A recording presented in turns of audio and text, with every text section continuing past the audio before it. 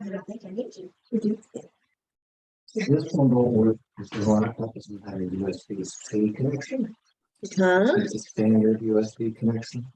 So one of these that take a network cable that's got a standard USB. So it's not doing it. So it's not working at all. No, he's on the internet. So Here's what it is. will this help? The right idea, except that he doesn't have that type of connection. It's really a connection. This is the That's kind of answer for us. It's like something we have. I think we got one like this. Okay. Yeah. I don't know. USB. USB. Okay. Look if you. All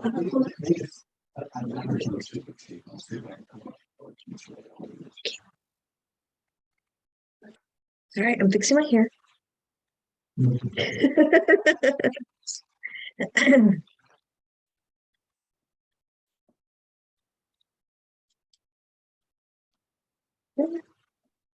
don't know. Can you hear me? I can hear you. Okay. Just checking. All right.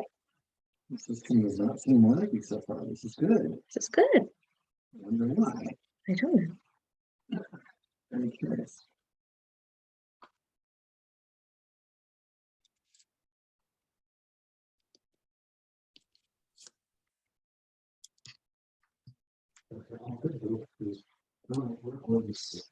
They were all in that box on the top shelf of my closet. Okay.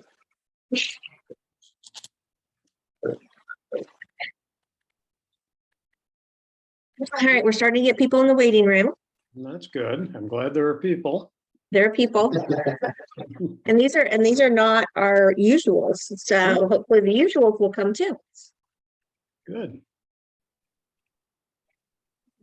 Did the video from the last session get posted on Facebook? It doesn't get posted on Facebook. It normally gets posted on YouTube, and I don't know if it did or not. Okay, I did not. Usually I get a notice saying it's up on YouTube if you want to watch it. And I did not this time. I'm asking only because a couple of people who are big fans of Jerry Klein Bailey really wanted to watch it. I will ask Abigail because she does that, and she was in charge of last month's thing. She's also going to do next month's thing because I got an invitation to speak for the Anderson Hills Historical Society, like a Harriet presentation, and they meet on the first Wednesday of the month, which is where I was last month, but that was because Connor was doing a little presentation for them about his Eagle project. But your family is taking over the Anderson Historical Society. Could be, yes. We live very close to Anderson, so. All right, so I'm making a note.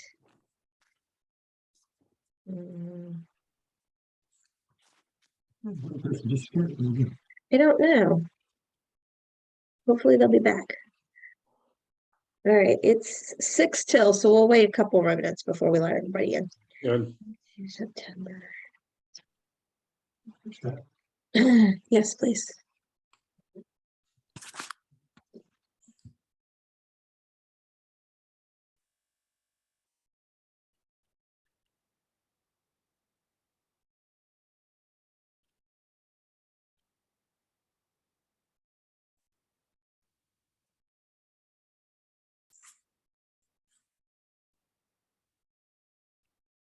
Okay. I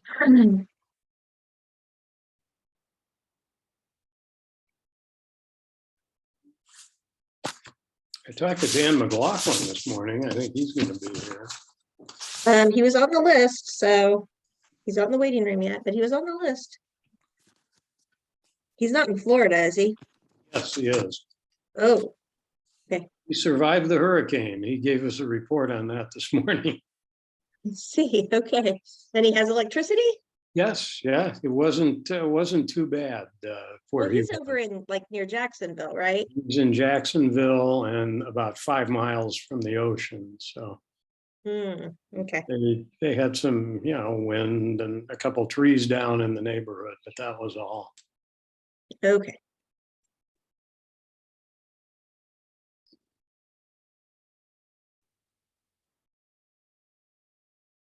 We were in South Carolina and left a couple days earlier than we planned to because of Ian being on the doorstep. Right. And there's probably not much to do because everybody was getting their houses and businesses ready for. Well, they when they said you can pick up free sandbags at the town center, we figured maybe it was time to go. I see. Yeah. Okay.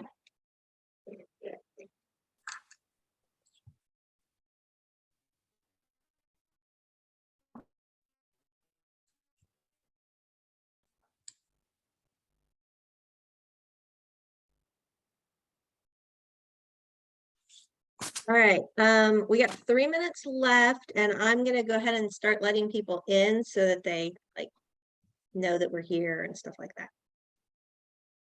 Sounds good.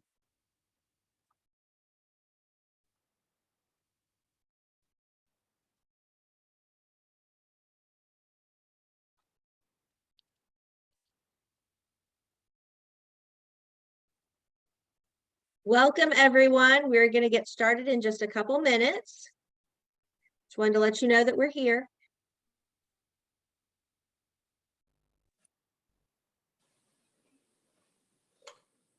Hello, Christina. Hello, John. Hi, Dan. I heard you survived the hurricane. We did. Good, good. Yeah. It's a little different here in Florida, but we survived. Okay. And my neighbors think we were wimps because I thought it was a big deal. Well, if you're not used to that kind of thing, it is a big deal. Yes, it is. It is. Yep.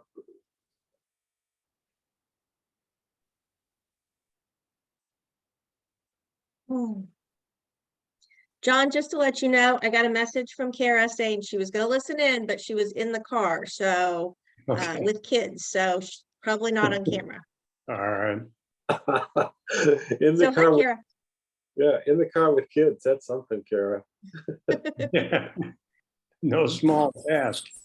Yeah, I was driving to Missouri for fall break.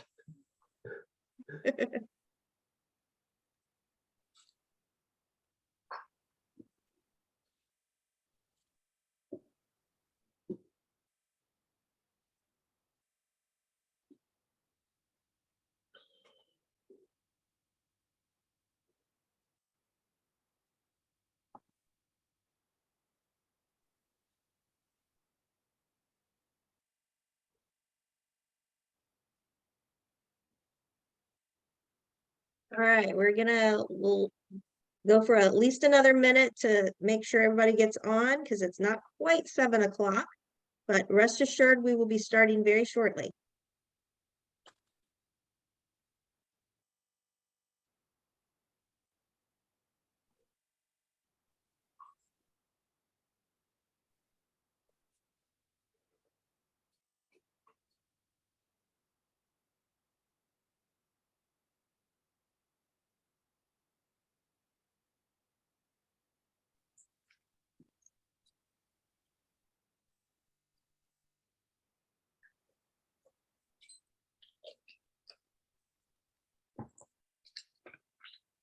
Well, we appreciate Kara's dedication to be in the car with kids and still listening in. That's quite an accomplishment.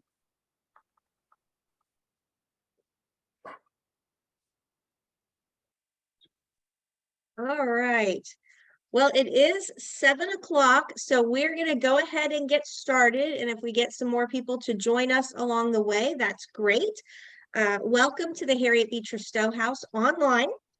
I want to start by saying that on behalf of the Friends of Harriet Beecher Stowe House, We respectfully acknowledge that the ground on which we stand are traditional Miami and Shawnee lands, and we extend our esteem and gratitude to the indigenous people who call this place home. We also want to thank our sponsor for the Power of Voice discussion series, and that is School Outfitters. They work hard to bring learning spaces and visions to life, new construction, renovations, or simple classroom updates. To learn more about their services, visit their website at schooloutfitters.com.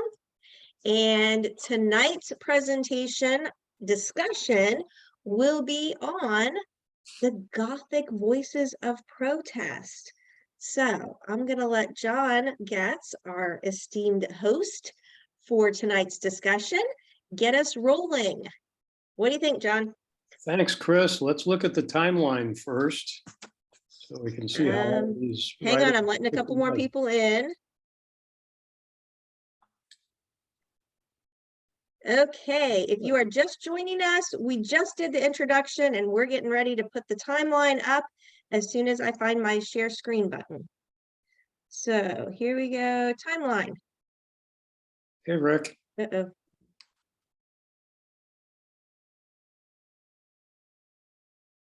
I'm working on it.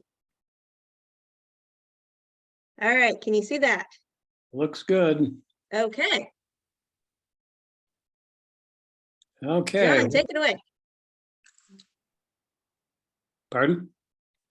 Go right ahead. Oh, okay.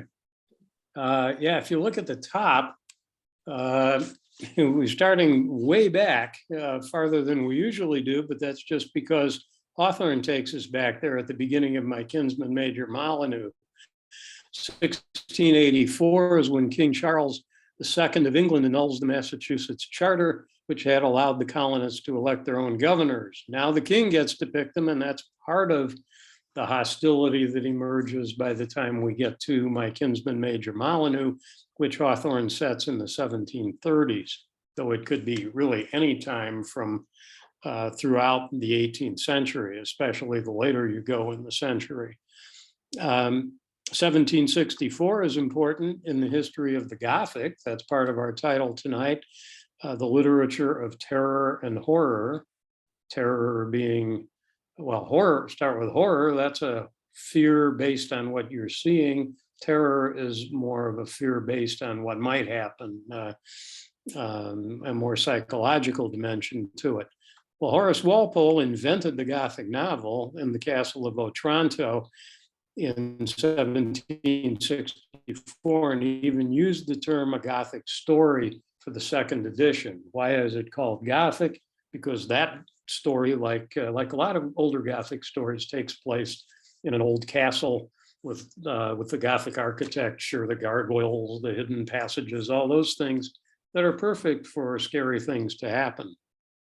1765. Now, we think of Hawthorne as a student of the Puritans, and he certainly was, because he was descended from them, but he was also a student of 18th century American history. And during the Stamp Act crisis in 1765, the Boston Sons of Liberty sacked the house of Lieutenant Governor Thomas Hutchinson, and those actions, those events pretty much parallel what he presents in my kinsman, Major Molineaux. Interestingly, Thomas Hutchinson was not the governor, but the lieutenant governor, and he was personally opposed to the Stamp Act and had argued against it, but the colonists didn't care. They took it out on him anyway. Hawthorne is born in 1804, Puritan ancestry. William Hawthorne was one of the first settlers of the Massachusetts Bay Colony, and Nathaniel's great-great-grandfather was John Hawthorne, one of the sternest judges involved with the Salem witch trials. These are things that haunted Hawthorne throughout much of his life, and would eventually cause him to put a W in his name. Instead of Hawthorne, his name became Hawthorne. He did that probably partly to distance himself from some of those earlier relatives.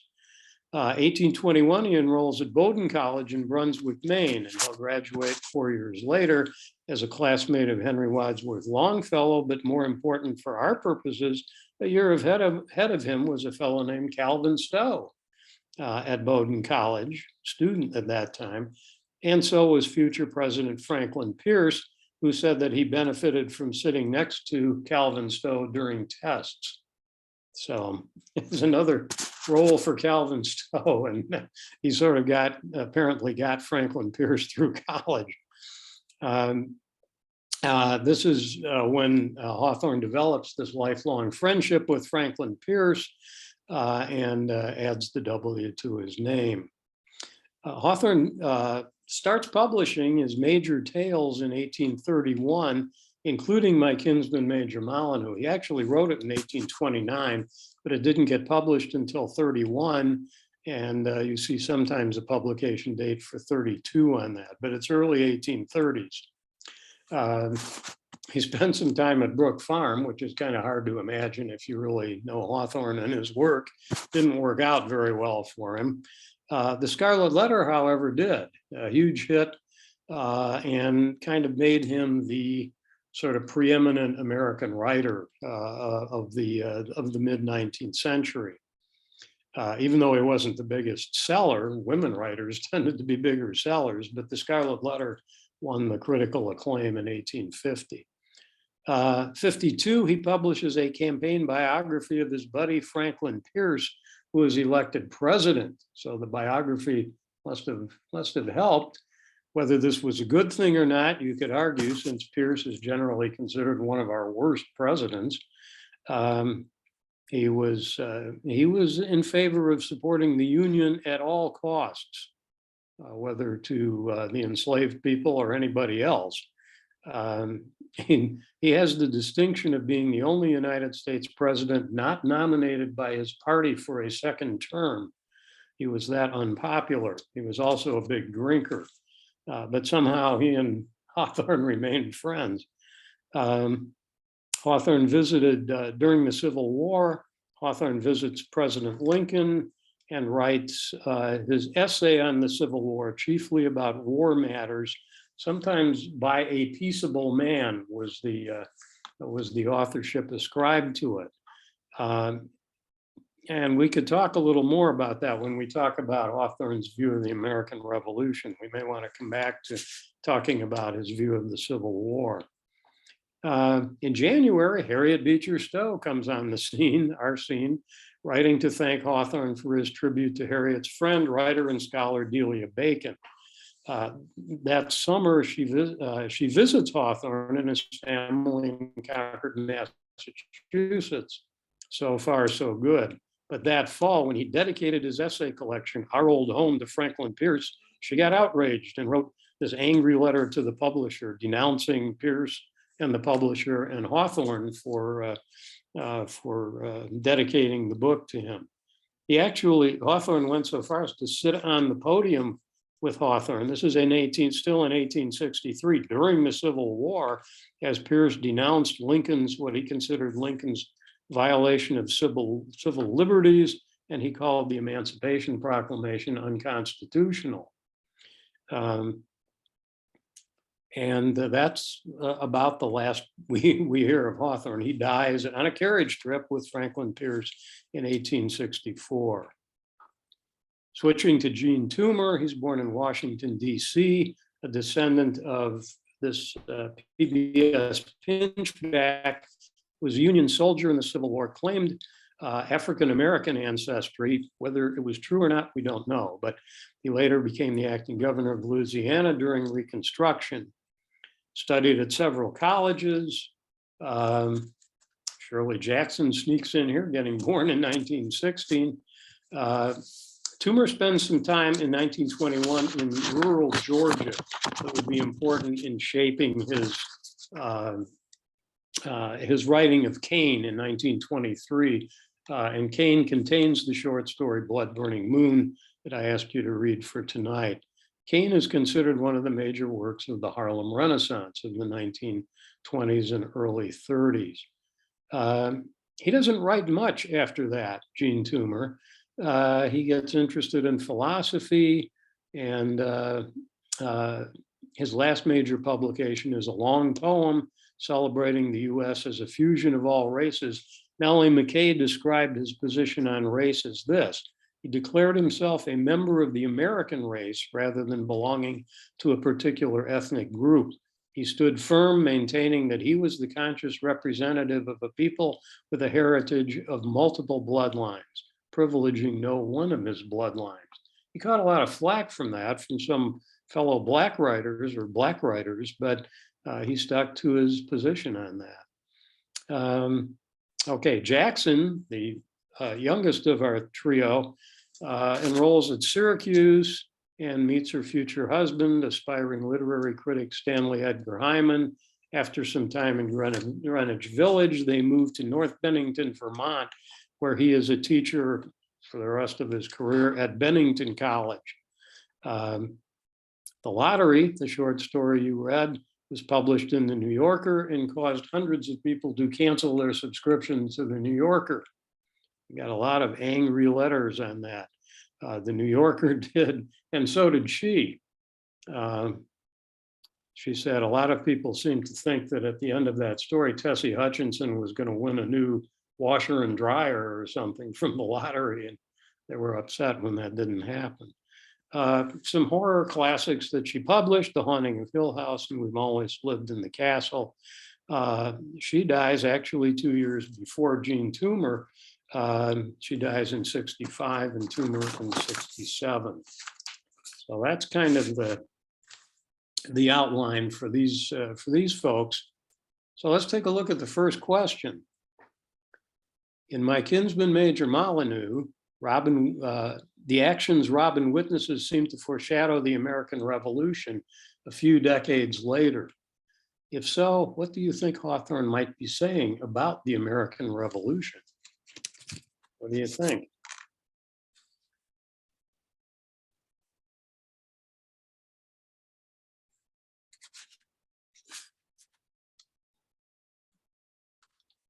The American Revolution, at the time he's writing this story, was a sacred cow. I mean, you could not say anything against the American Revolution. It was perfect in the American mind at that point, and it would often be cited in the 1830s by both abolitionists in favor of getting rid of slavery and by defenders of slavery too. Everybody seemed to agree that it was an unqualified good.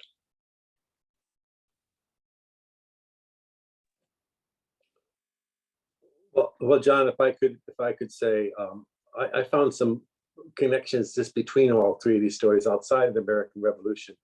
Mm-hmm. But in the Molineaux story, there's this foreshadowing of terrible evil, and of course that's what Gothics do, right? But there's this showing of terrible evil, and you have again, it's a Gothic, so it's coming at you. You're sort of waiting for it to happen, but right in the beginning of it, there's a devil man who keeps reappearing, and he reappears right in front of a church too, in front of young whatever his name, I can't remember his name. Robin, in front of Robin, he reappears there. And then Robin sees this parade coming down, and Molineaux has been tarred and feathered, and we don't really know what's going to happen to him afterwards. But it's all evil. It's all evil. It's a ritual that is very cruel. There's a very cruel ritual going on here. And actually in all three of these readings you gave, there's very cruel rituals going on. And all of them are in fact rituals, and they're very, very cruel. And so maybe Hawthorne is saying how cruel it's going to be actually when the American Revolution is going to be cruel to people too. At the same time, it'll be rewarding to have new government, but it's going to be cruel along the way. Perhaps that's what he's saying.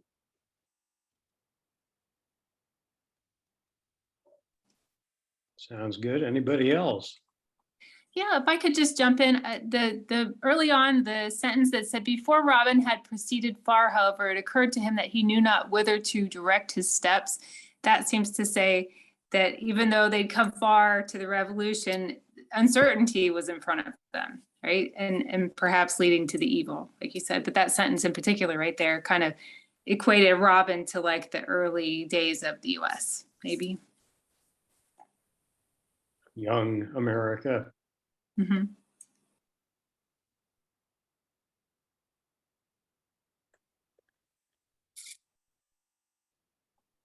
What's the particular cruelty that you saw, Dan, in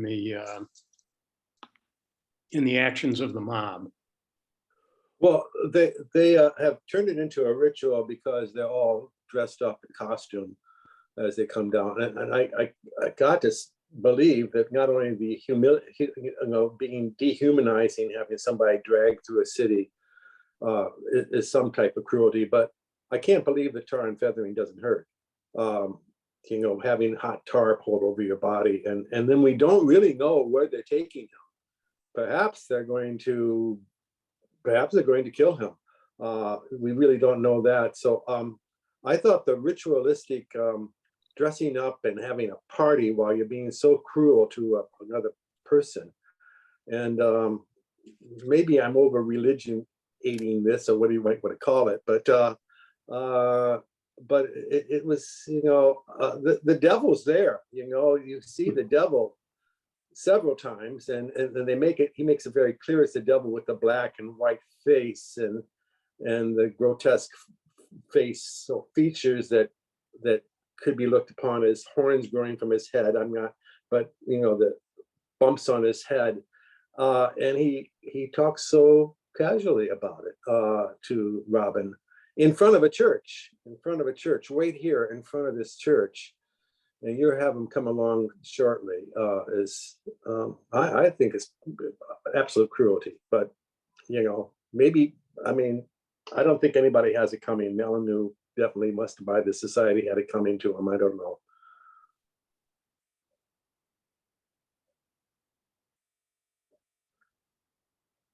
Is there any evidence in the story that he had it coming to him? I didn't see any. You suspect throughout the whole story he's a good guy. Up until he shows up, you expect that the Robin's there to see this good, benevolent person. I expected that until the devil started appearing. I knew Getz was giving me something that was going to flip on me. Hawthorne's always pretty cagey about the supernatural. This guy looks devilish, demonic, but he could also be a real person who is right in disguise to lead this ritual dethroning of the king's representative here. Yes, everybody else is in costume. He could just in costume. Yeah, but he appears 3 times in the bar, and then passing on the street, and then in front of the church just before the parade comes by. If I'm not mistaken, it's 3 times that he appears.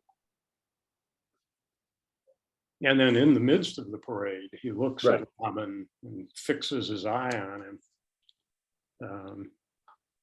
He's a demonic character, but okay, half of his face is red, half of it's black. He could be a crazy UC fan, but I don't really think he is.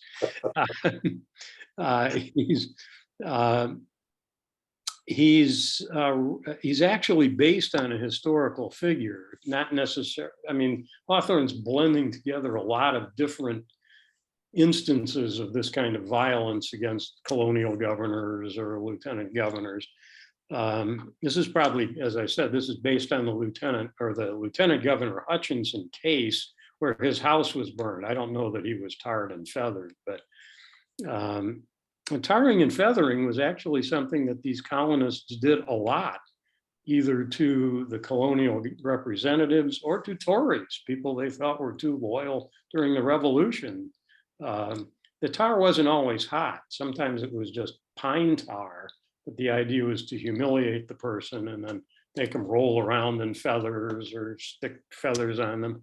A lot of very cruel things that were done had done in the revolution that we don't hear about quite that much. The historical figure this guy's probably based on is somebody who went by the name Joyce Jr., a Boston mob leader who led the wild riots. And it's the alias refers to George Joyce, who was one of the executioners of King Charles of England in 1649.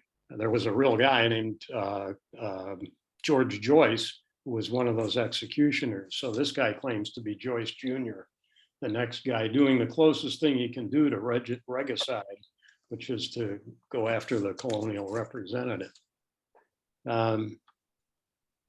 So it's cruel. Now, go ahead. Is there any indication of what Major Molineaux did that caused the wrath of the townspeople? No. In fact, Hawthorne describes him as a head grown gray with honor. Yeah, he might have been a little. He went to his brother's house in the country and promised Robin that he was going to look after him if he came to the city. But no, there's no particular grievance. I think he's in the wrong place at the wrong time, and he represents the king. And he's a symbolic figure. Yeah, it's a ritual way of striking back at a king that they can't reach because he's on the other side of the ocean. I found it interesting that like everywhere Robin went, it was like, oh yeah, you'll see him later. Oh yeah, you'll see him later. You'll see him later. So it's like everybody knew what was going to happen except Robin. They're all in on it. Yeah. Which suggests a lot of sympathy for the colonial cause, for the what would become the revolutionary cause. So is Hawthorne saying we shouldn't have had the revolution? That would really be a radical statement in 1831. The revolution wrong, you think? Is that what he's saying, Chris? Not necessarily, but I think it's like it's messier and more violent than you think about. Yeah. And then also it's like, well, I don't want to be associated with that guy anymore. And that's why I'm just going to pack up and go home. So it's like, I was all eager to be up, I want to meet I want to go to my uncle's house or whatever it was. I want to go there. He's got to live in the best house in town, all this kind of stuff. But then once he sees him humiliated, it's like, nope, never mind. I'm going to not be associated with him anymore. That's what he says. But what do you think will happen? Remember what the other fellow says to him at that point at the end. Perhaps, I'm not going to tell you how to get out of town right now. Maybe in a few days if you still want to. But maybe if you stick around, you can rise in the world without your kinsman, Major Molineaux. Really? I don't remember. Dan? Well, I know, I was just, I can't remember that line. Perhaps I passed over it too quickly. Yeah, that does change a little bit. The ending, I must have passed over it too quickly. I think my initial reaction after reading it was maybe make your own way in America, Mm-hmm. and don't try to, make your way through your family.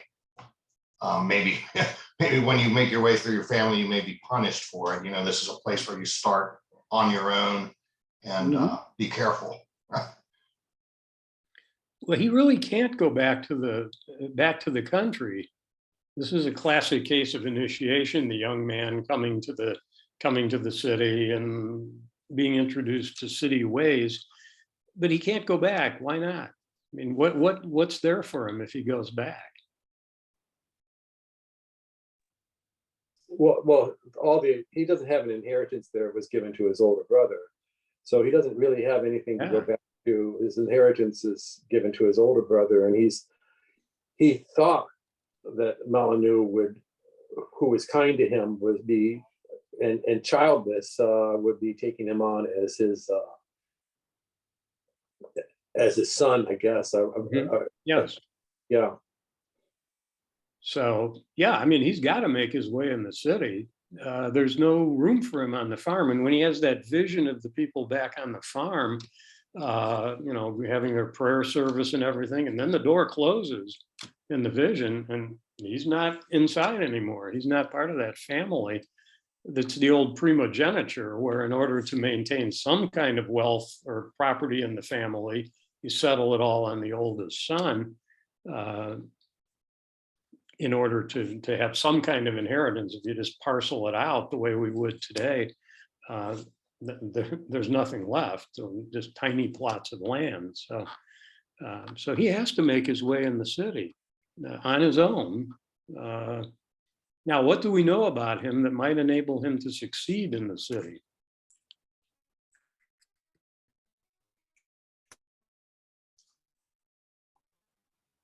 He keeps saying he's a shrewd youth, but he doesn't seem that shrewd through much of the story.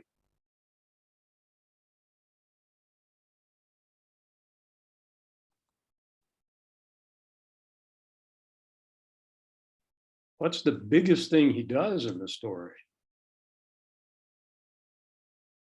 The most surprising and dramatic thing that he does in the story.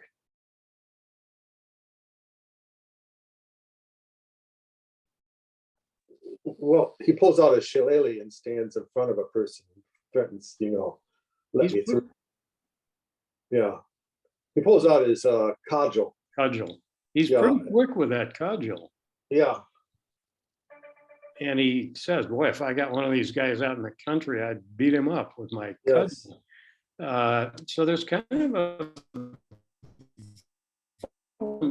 bit of a potentially violent streak in him. And the most dramatic thing I think we see him do is laughing at Major Molineaux. He joins in the laughter, and his laugh is the loudest of all. So maybe he's more shrewd than he seems to be about getting on in the new world, in the new setting. It's a very, it's an ambiguous ending, but I think there is he has to stay. And maybe he's going to be clever enough to find a way to make it. But that too is an ambiguous thing if he does. Because we've got this demonic presence, quasi-demonic presence still around that he may have discovered in himself without whether he realizes it or not.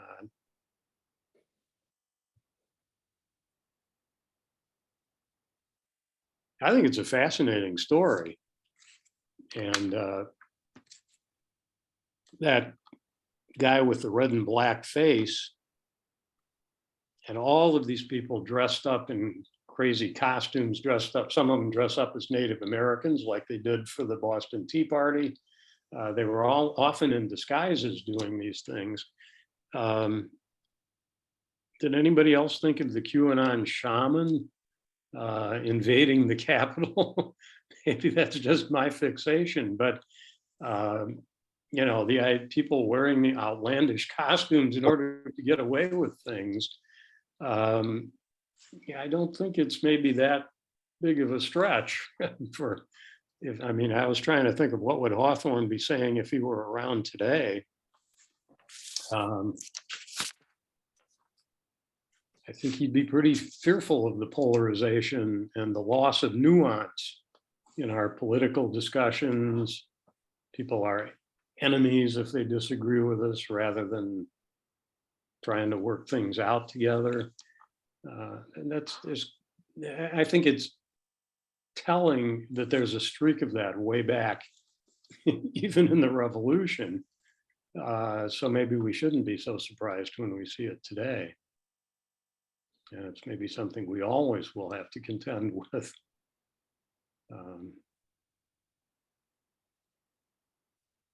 Any other thoughts about that story? Questions, anything anybody wants to talk about? Well, let's move on to the second one, Blood Burning Moon, which is set in rural Georgia, probably about the time of its publication, since there are cars mentioned in the story, which was 1923. But in a sense, these events could have happened almost any time after Reconstruction, between Reconstruction and the 20s when the story is written. What's it saying about conditions in the South at this time?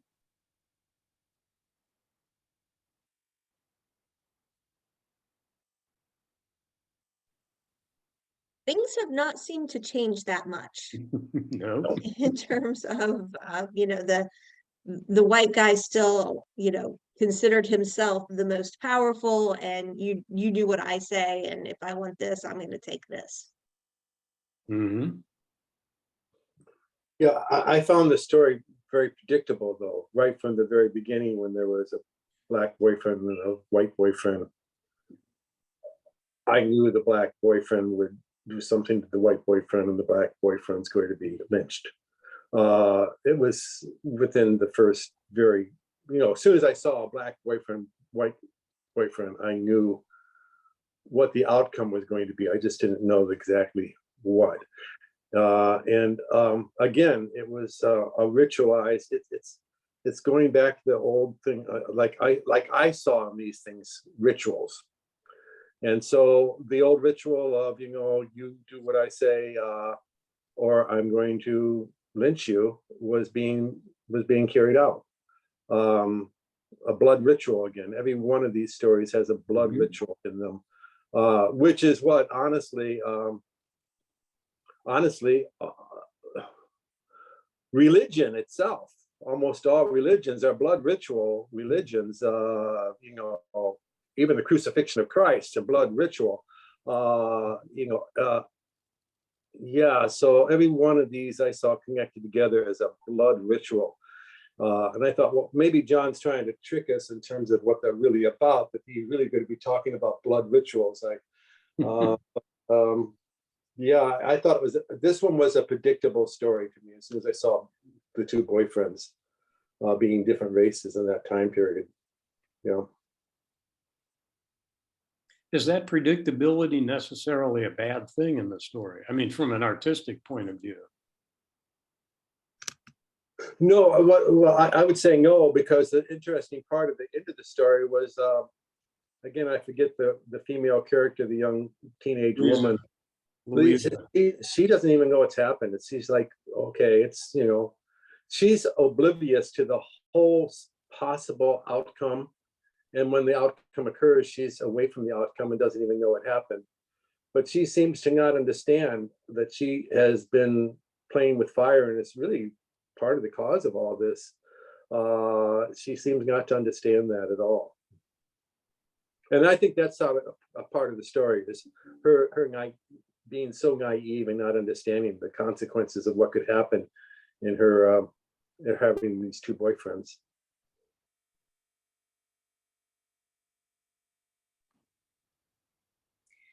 I think that it's interesting that the author kind of plays with like what we're expecting. So we're expecting that predictability of the story, but then that whole section where they go through what Bob Stone's thoughts were about her, like to kind of say, oh, does he think of her as more than a Black girl? You know, I wrote down the section where he says, beautiful N-word girl, why N-word? Not just a gal. No, it was because she was an N-word that he went to her. So kind of like throwing out the possibility, does Bob Stone think of her something more than just being, you know, an N-word? And then kind of like just tossing that away. No, it wasn't something more than that. That's the only reason why he was interested in her, because he had power over her, because he was the white son of the people she worked for, you know? So I just thought it was interesting that the author kind of went there, like to say with the reader, like, is there more to it than this? No, there wasn't more to it than that, you know? that was just interesting to me.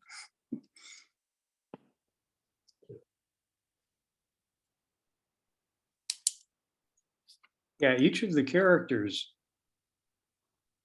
though they're not, none of them is developed in depth, but they're all struggling, I think, with a situation that's bigger than they are.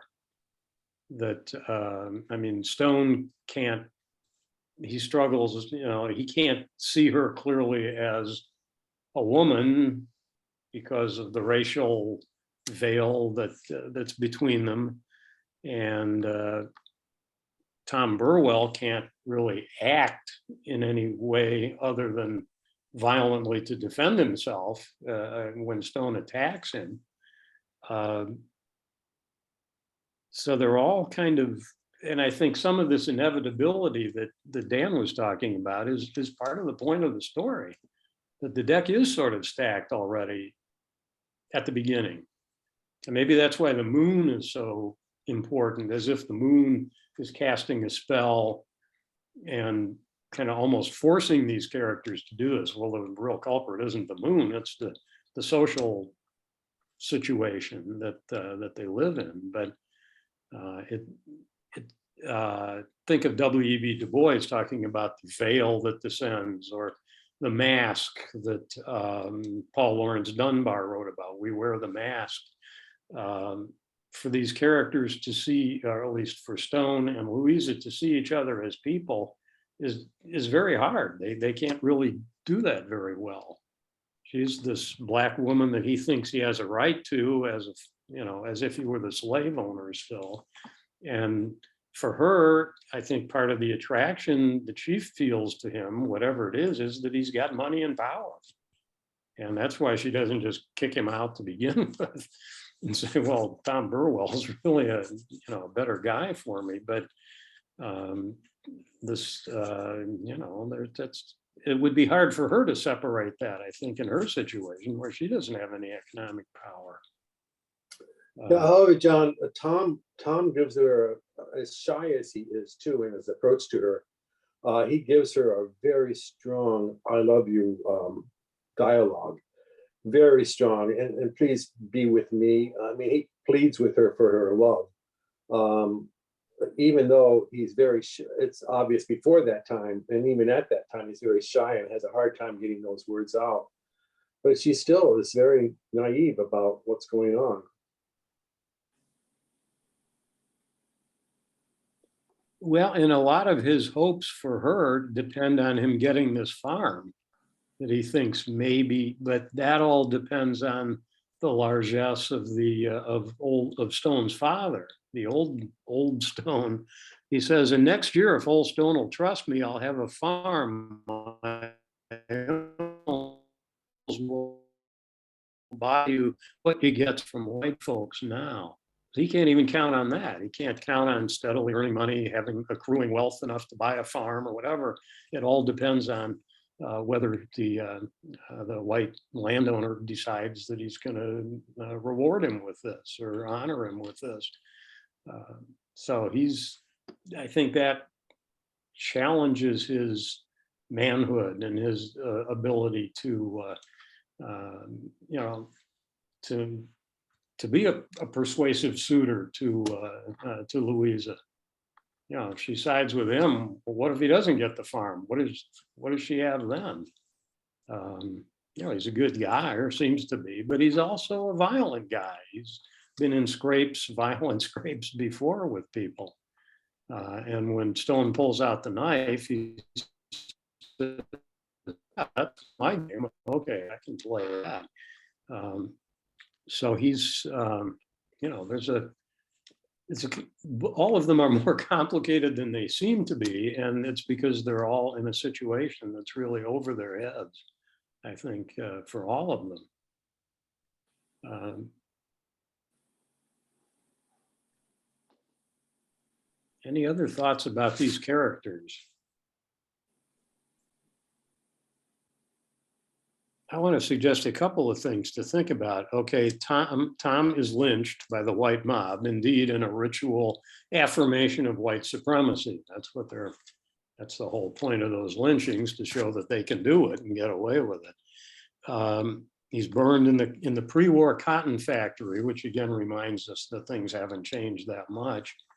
But there are a couple of metaphors here, or a simile and a metaphor. His eyes were set in stony at one point as he's being burned. That's what the author says. And then Tom could be seen within the flames, only his head, erect, lean, like a blackened stone. Kind of odd words to use, I think, when the white character in the story is named Bob Stone. What do you see a connection between Burwell and Stone? Tom and Bob?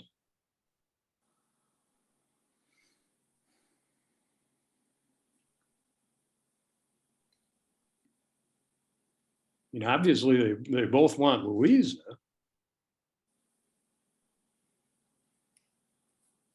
Maybe the author is saying they're two sides of the same character. They ought to be able to be together, to be brothers more than an opposition. His black balanced and pulled against the white of stone when she thought of them.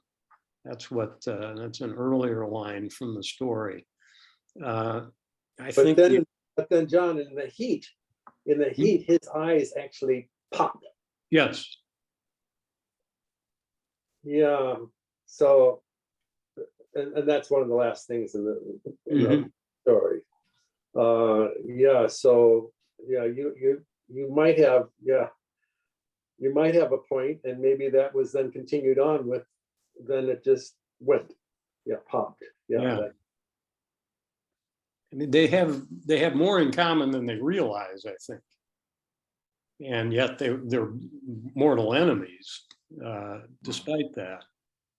And this is a story that keeps repeating itself, right? I mean, I think they talk about her skin tone as a light oak leaf, so we know that this is been going on, and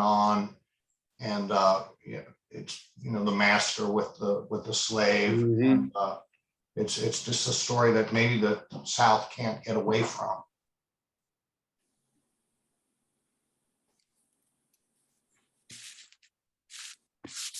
I want to suggest one kind of maybe quirky reading of this story, but it's one that's always made some kind of sense to me.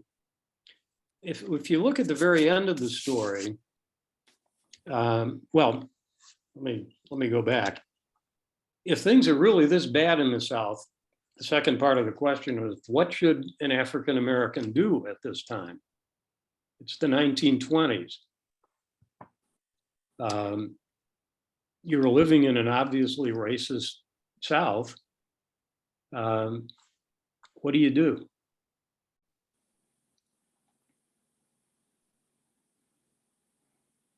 Isn't this the time when a lot of African Americans left the South, moved north, the flight to the north, to the cities and the factories? Yeah.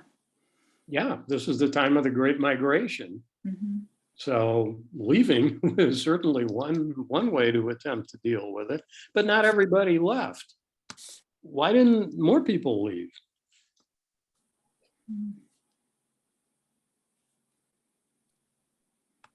Maybe just fear of the unknown.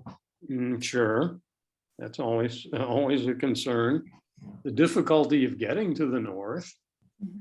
You had to travel through a hostile area if you were in the deep South. If you were in Georgia, you had to travel through a hostile area to get to the north.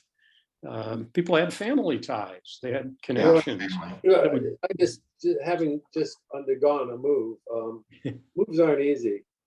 Moves mean you leave behind friends, you leave behind family that you don't want to leave behind, and they're not going to come with you because of other reasons of them having problems with the move. So moves are they're not easy. They're not easy. That's right. And you could afford it, at least. These are people who don't have much money. Well, maybe I could afford it. You'll find out, I guess. So the question of what to do, and well, also, and they may have heard stories from people who went to the north and found out it wasn't that great up there either. Because so the pattern of literature about the Great Migration, the disillusionment when the character gets to the north, Richard Wright, all sorts of other people, they get to the north and they find out there's segregation there, there's racism there. It may be a little more subtle. You don't see it quite on the surface, but it's still there. And so the north was no paradise to escape to either. But here comes my strange reading of the story. What should Louisa do? I think that Dan introduced this question before about Louisa. She seems so passive. Does she have an idea of what's going on? Well, I have an idea that, well, she says at the very end, she says she'd sing and perhaps they'd come out and join her. Perhaps Tom Burwell would come. But isn't he dead? Where's he going to come from? I think there's a possibility, one reading, that this is a dream sequence, maybe a prophetic dream by Louisa, because early in the story, she sits, if I can find this quote, she sits wearily down on her front steps. Yeah, end of section 1. Louisa came down into Factory Town and sank wearily upon the step before her home. The moon was rising toward a thick cloud bank, which soon would hide it. And then toward the end of section 3, after all this has happened, or maybe not happened, with Tom Burwell and Bob Stone, Louisa, upon the step before her home, did not hear a cry, but her eyes opened slowly. Oh, Did she fall asleep and dream this nightmare vision? And if so, I think it's possible. And if so, when she says perhaps Tom Burwell would come, what does that mean?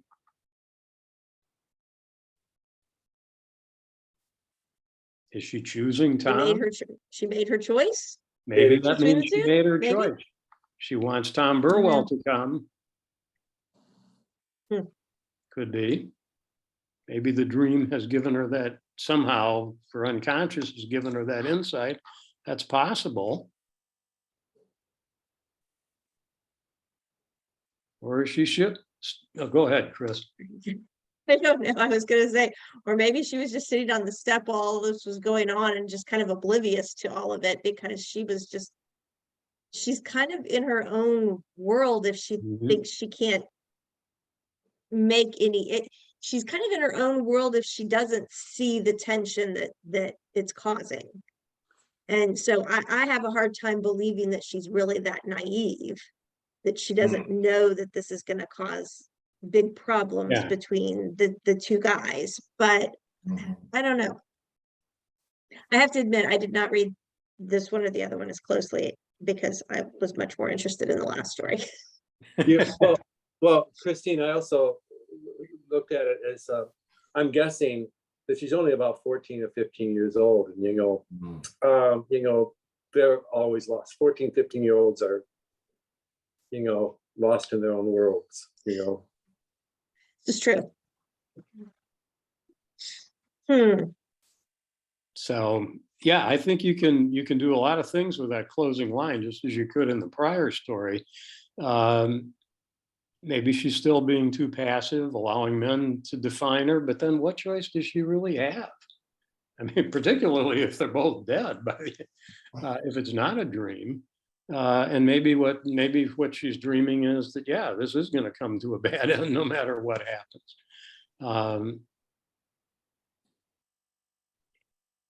And should her choices be that expensive? Life or death. yeah. That's the difficult thing when you're in such a highly charged social situation with such stratification, such a history of violence, any choice you make, even if it's just a casual choice by a teenage girl, could result in all sorts of horrible things. Just as today, if a Black guy gets stopped by the police and says it's wrong, it might result in a horrible outcome. So she should be able to make a choice. I like this guy, or I don't, or I like both of them and want to date both of them for a while, or what, in a more comfortable world that could happen, but she's not allowed that kind of freedom. I see all of the characters as victims in one way or another. And the emphasis on the blood burning moon, the moon running blood, is, that's the lunar eclipse where the light from the earth turns the moon this bloody orange red color. It's a traditional portent of evil, and I think these characters are all caught in the grip of forces beyond their control.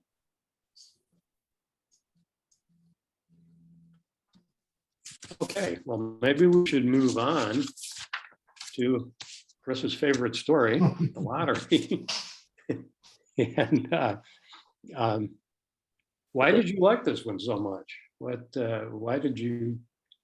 Well, I'm not sure like is the right term. Yeah, right. Okay. But this is the one that I remember reading 20 some years ago. I don't know if I was a senior in high school or if I was in college, but I do remember reading it a long time ago.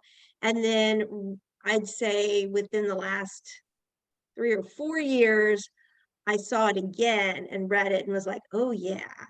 And then it was assigned here and I was like, oh, well, this is a horror story and a half. So yeah, it's all the anticipation about it.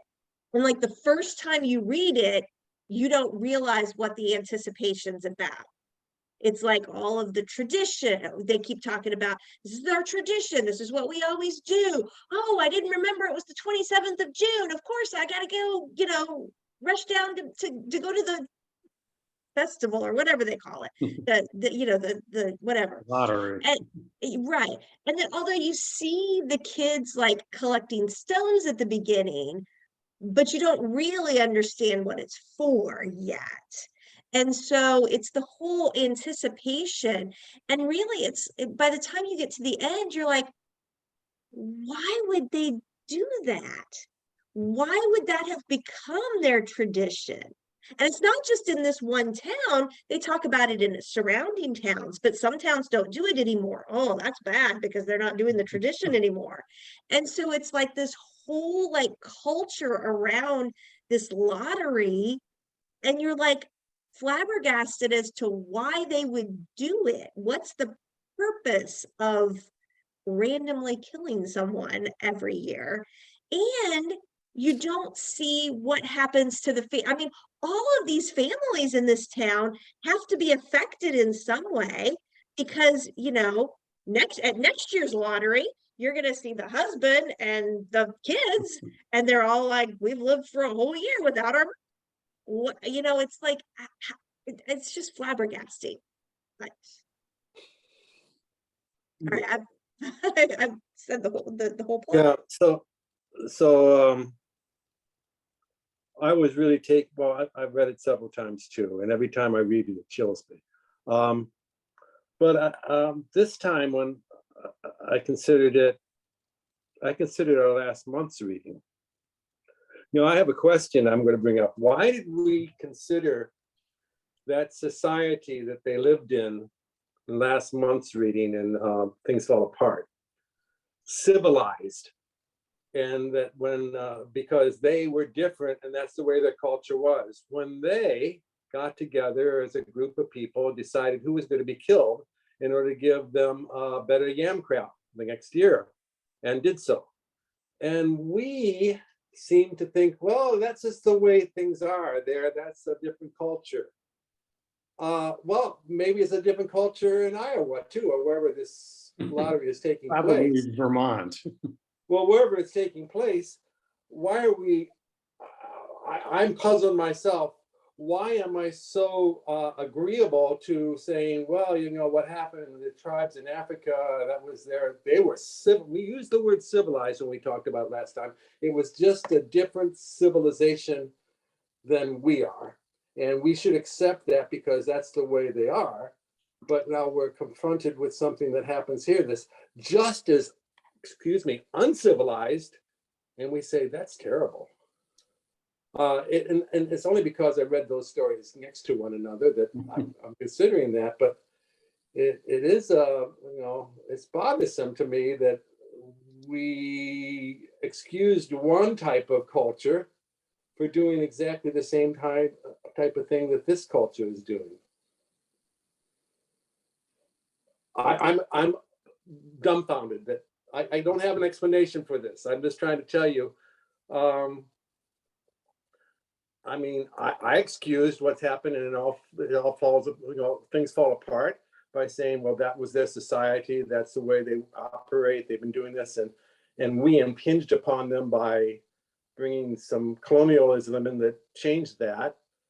But I'm dumbfounded. I'm saying this is terrible. What happens in Vermont? You know, this is terrible. We can't.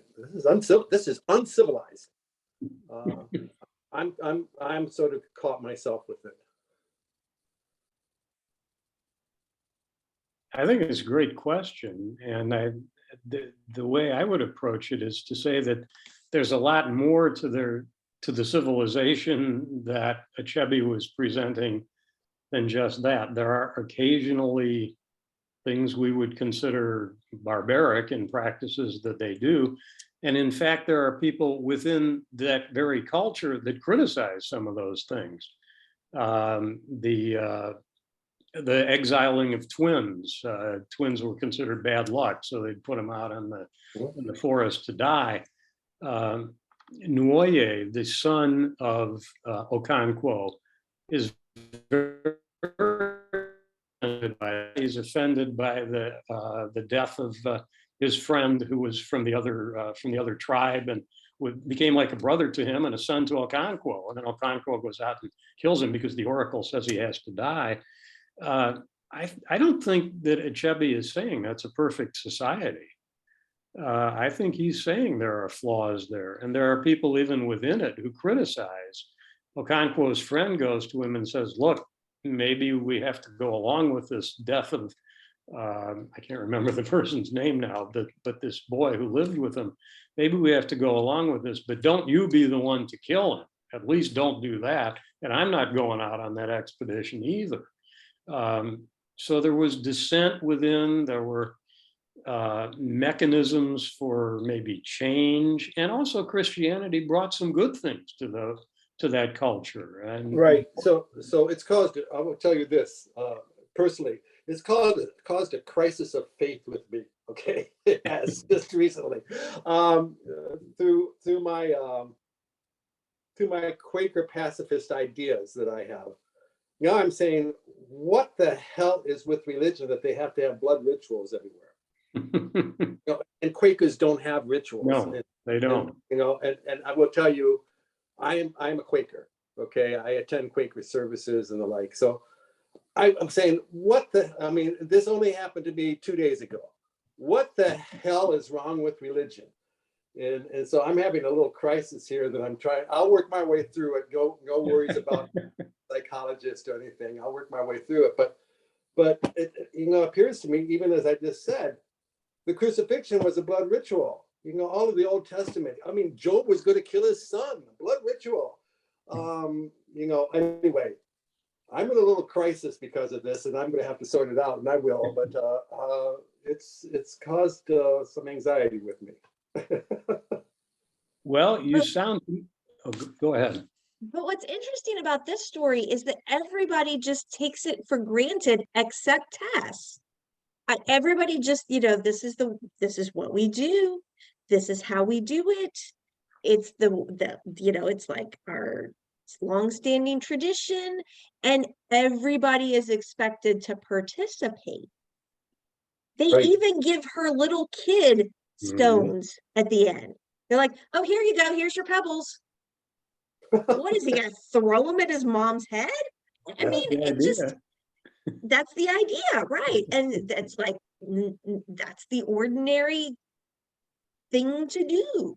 So it's just, I guess I'm just still a little flabbergasted by it, but you know, it's kind of do all of the victims protest in that way?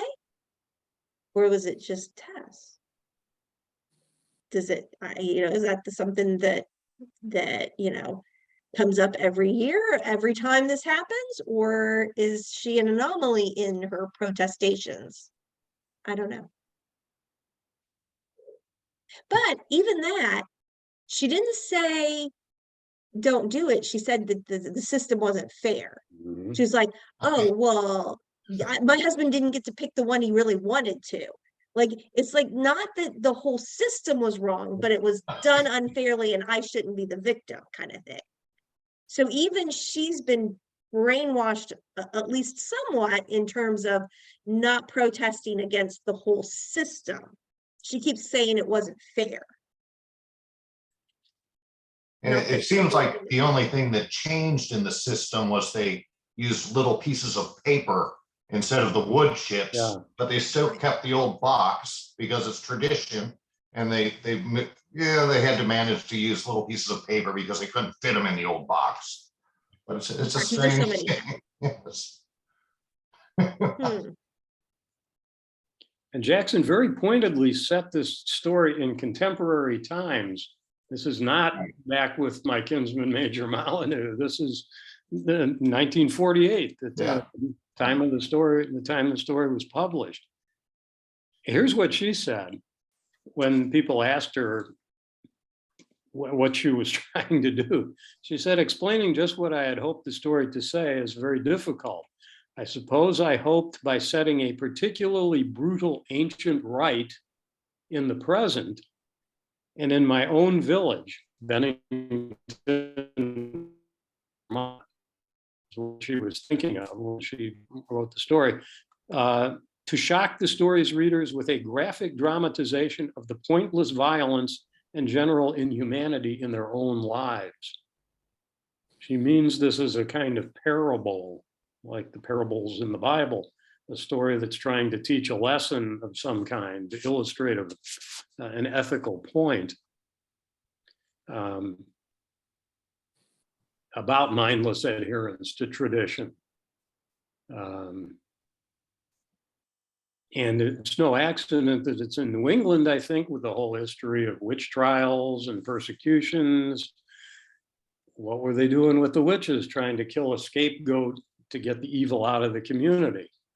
And it's also, New England is also the cradle of the American Revolution.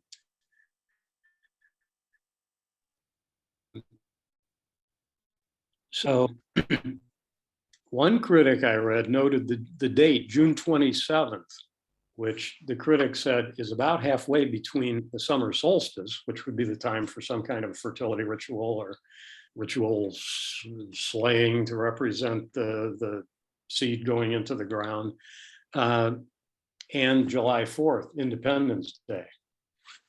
The author's trying to sort of tie those two together and say they're interrelated. We haven't gotten away from maybe some of the primal sacrifices. But the other thing to think about with this story is 1948 is when she wrote it and published it. Well, think about, put yourself back into 1948 for a few minutes. What are you thinking about? I was 3 years old, so I wasn't thinking about anything very useful at that time. But if you were an adult back in 1948, I don't think anybody here was an adult back in 1948. no. I was one. But imagine that you were. Yeah. You'd have what in overshadowing you? So The what I war, think, you know. We'd have the right, end so of the Second World War. 1948, the country's come out of the Depression, we've survived World War II. Now what's the next stage? And the Cold War hadn't really started so much yet. it was still kind of under the surface because well, actually the 48 was the year of the Berlin airlift Yeah. when the Soviets blocked Berlin. But yeah, so the Cold War hadn't really gotten off yet, but so it's like kind of a rebuilding time, or rebuilding and renewal time almost. But it's also the time when people became aware of the Holocaust. That's true. I was thinking maybe there's a situation like where Americans felt that we were above all these things that occurred, and it's probably helpful for us to say, hey, look at this story. We're not that great. Yeah, we have the Holocaust, we have the atomic bomb having Right. Yeah. the atomic age was upon the people of that time. And when I think about this story and the feeble protests that are made by some of the people in the story, they drop a line like, oh, well, over in the North, they're talking about getting rid of the lottery or whatever, but they don't follow through on it. Right. And there's a figure who was pretty important at this time named Martin Niemöller, which some of you would know probably, or you will know him when I read this quote. First, they came for the socialists, and I did not speak out because I was not a socialist. Then they came for the trade unionists, and I did not speak out because I was not a trade unionist. Then they came for the Jews, and I did not speak out because I was not a Jew. And then they came for me, and there was no one left to speak for me. Niemöller is an interesting guy. He was a U-boat captain in World War I, sided with the Nazis very early in the rise of Hitler.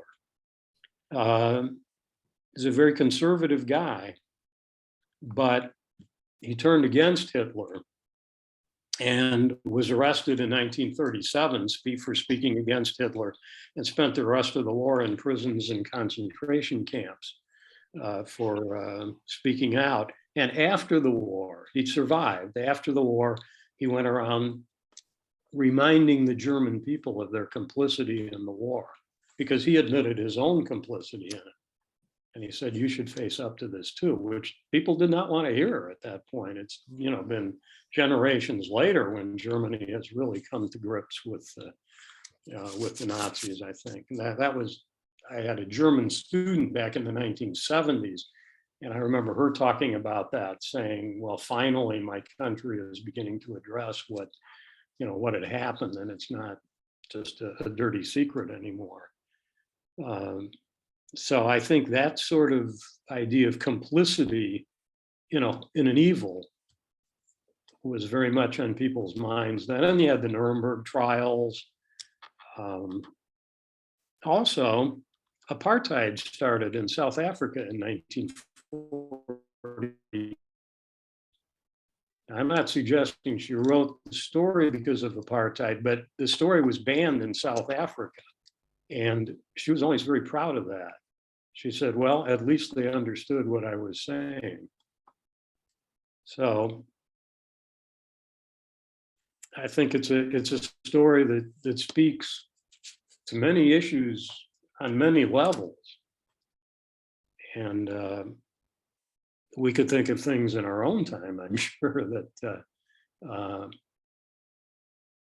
that might be suitable to, that might be comparable to the lottery. Why don't they change it? People do mention it occasionally in the story. Why don't they change it? They're all kind of uneasy about it until somebody else gets the black spot and gets. But there's a pivotal figure in that story, Old Man Warner. Well, yeah, I was gonna say the oldest guy in town is like, this is our tradition. This is what we have to continue doing. This is what makes our society, function. Okay. Lottery in June, corn be heavy soon. That's that old saying that he quotes. And he proudly walks up and says, 77 years in the lottery. I've been I've been in the lottery, and he's proud that he's survived for 77 years, as if that's more than just luck. Having just turned 77 myself, I keep thinking of Old Man Warner in this story, and it's a movie version of this. It's about a 20-minute film, and Old Man Warner, when he makes that one statement, is full on the screen, saying it right to the screen. 77 years in the lottery, and he makes these speeches. He's a tough guy to contend with. Not just him, but the whole weight of tradition that he carries with him. So I think that's why it doesn't change, because change is hard. And it takes a group effort. It takes more than one person saying, gee, I think maybe we ought to change the lottery. It takes people organizing and getting together and really saying this is a bad idea. But if they do that, they're going to run afoul, not just of Old Man Warner, but of the people who run the lottery too. This story was written by a woman, as we know, Shirley Jackson. A woman gets killed in the story. Do you think that's a coincidence? Or is there a reason maybe that there's a woman who's the victim here? I mean, it could have been anybody. She could have had anybody be the victim.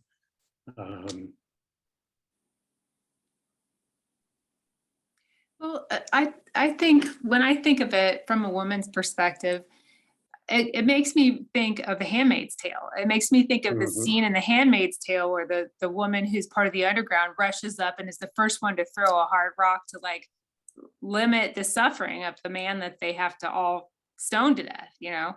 So it makes me think of the same thing. Like in this story, there's the two women that they talk about standing there, and one's got the biggest rock of all, right? She makes sure she has a big rock, and so you question her intentions. Is she trying, like, even though maybe those women feel like they couldn't stop that tradition from happening, they could at least limit the suffering of this woman and kill her quickly, something like that, which is kind of sickening to think about for them to be resigned to that fact. But I think that makes me definitely see that parallel there, that the position of women in the society is just really perilous and sad, you know?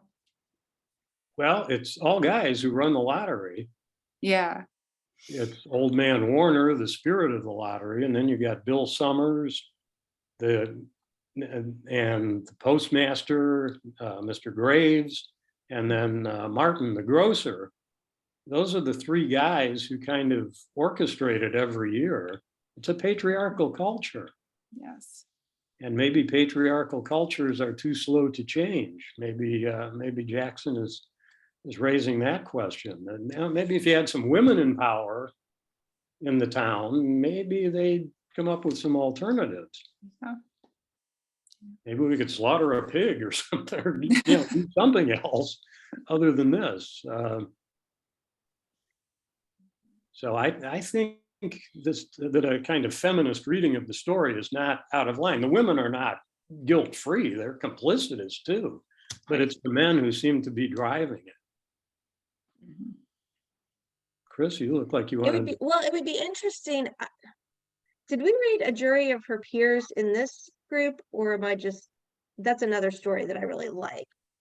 We may have. I like it too. Yeah. But it would be interesting to compare the two of them for different reasons, I think. But because they were, I think they were written about the same time, but I don't know that for sure. I think maybe Jury of Her Peers is a little earlier, but it's roughly, yeah. Okay. Well, I don't want to get us off track, and it is like 8:15. So I know Dan wanted to talk about like an overarching theme with these stories. Is there, should we kind of go to the last question / overarching theme? You already got it. My overarching theme, which also includes the male domination, is that these are all, in my mind, religious in nature, and they're all blood rituals. And I'm just having a hard time right now. I'm having a little crisis. I've just, my pacifist and now Quaker ideas just rebelled at me, and there's no change in it. I understand, but religions, and I'm a religious person. So, so I'm not saying this is, but they're filled with blood rituals, and maybe if we just eliminate some of the rituals, it wouldn't be so many problems. But anyway, there's my little. I just saw all of these as blood rituals, and I've already said that. So, thank you.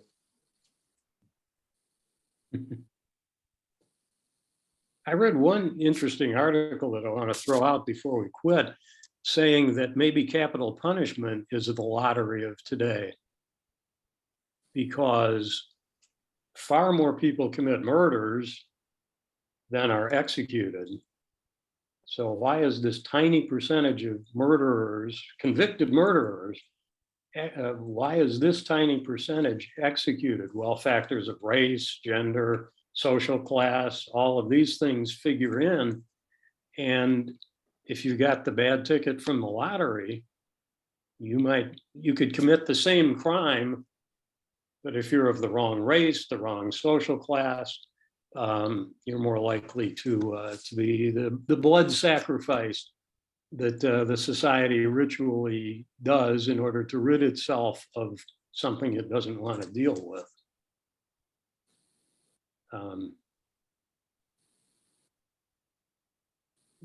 I agree with Dan. There's certainly the ritual killing, but there's also, I think, the fear of mob violence and a kind of fear of populism run wild in these stories. The mob violence could be in the streets of colonial Boston, in rural Georgia during Jim Crow, and in the lottery, a state-sanctioned, highly organized ritual violence. I mean, this isn't a mob rushing out and doing this. This is a bunch of people consciously buying into an inhumane system.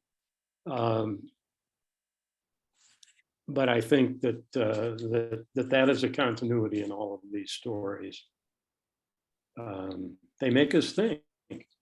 And the Gothic, obviously, I think that the Gothic is a good device for social criticism because it kind of frees you from the immediate literal context of things, but then can take you to a different world that you can then connect to our own. And Hawthorne said that the Gothic is he called it a form of romance. He just meant anything that's not pure realism, realistic fiction. He said it sins unpardonably if it strays too far from truths of the human heart. And I think these are stories that are trying to get at the truths of the human heart and human society. And they just do it less directly than social realism might. Mm-hmm.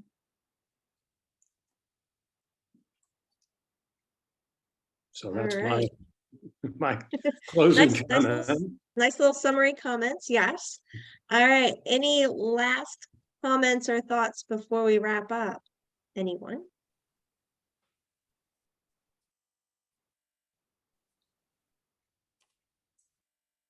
Okay, so with that note, we will say thank you all for joining us for our discussion group this evening. It's it's always a lively talk and very thought-provoking questions that John provides for the readings that he carefully curates for us. So I do appreciate that, and I appreciate everyone joining us this evening. And I will say, go to our website and check out all the other great things that are going on. We do have our big lecture for the year, which is taking place on October 22nd. And that is Dr. Nikki Taylor from Howard University will be speaking here in Cincinnati. And so you can get tickets for the in-person lecture, which will take place at 4 o'clock on the 22nd at the First Unitarian Church nearby, because we do not have enough space here for it. And, but we will also be broadcasting that via Zoom or some platform that First Unitarian Church uses. So I will have to figure that out between now and then. So, so tickets for both versions, in person and online, are on our website through Eventbrite. You just go in and you all know that you should have gotten a link to, or an email about to get free tickets if you are members. And that is, the code I think is HBS 2022. So, but you should have gotten an email about that if you're members, which I think you all are. So any other questions for me? Well, Thank again, thank you all for coming. And next month's discussion with John, I believe, is about Japanese American internment, It's about, yes, Farewell to Manzanar, and which is also one of my favorite books. So I'm sad I'm going to miss that one, but that's okay. one of my former colleagues from Xavier, Robin Ikegami, will be the co-leader for that discussion. you. Coming back. Yeah, well, she's at Sacramento City College now. She's a dean out there, so she'll be zooming in for that one. All right. That's great. Sounds great. All right. Well, thank you all. I appreciate it. And we'll see you next time.